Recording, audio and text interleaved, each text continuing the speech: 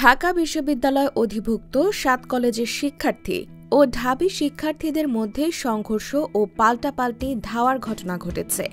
রোববার রাত ১১টার দিকে নীলক্ষেত মোড় সংলগ্ন বিশ্ববিদ্যালয়ের মুক্তি ও গণতন্ত্র তরুণের সামনে এ ঘটনা শুরু হয়।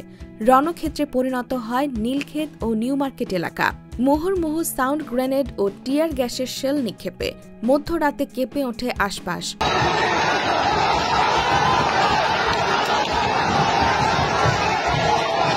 সারা রাত উভয় পক্ষ মুখোমুখি অবস্থানে ছিল।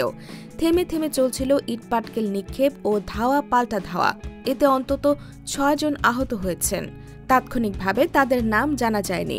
পরিস্থিতি নিয়ন্ত্রণে অতিরিক্ত পুলিশ ও ৪ প্লাটুন বিজিবি মোতায়েন করা হয়।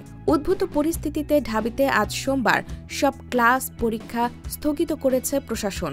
ঘটনাস্থলে দেখা যায় লাঠি সোঁটা ও রড হাতে নিয়ে ৭ কলেজের শিক্ষার্থীরা ঢাকা কলেজের সামনে অবস্থান করছেন, আর ঢাকা বিশ্ববিদ্যালয়ের শিক্ষার্থীরা নীলক্ষেত চন্দ্রিমা সুপার মার্কেট এলাকায় জড়ো হয়ে আছেন। সড়কের কয়েকটি স্থানে টায়ারে আগুন ধরিয়ে দেওয়া হয়। মধ্যরাতে ইডেন কলেজের কয়েকশো ছাত্রী সড়কে অবস্থান নিয়ে স্লোগান দিতে থাকেন। এর আগে রোববার সন্ধ্যা ৬টার দিকে ঢাকা কলেজের সামনে জড়ো হন ৭ কলেজের শিক্ষার্থীরা। সেখানে কিছু সময় থেকে তারা সায়েন্স ল্যাব মোড় সহ রাজধানীর ৩টি স্থানে অবস্থান নেন। এতে সায়েন্স ল্যাব, নীলক্ষেত মোড়, এলিফ্যান্ট রোড সহ আশেপাশের সড়কে তীব্র যানজটের সৃষ্টি হয়।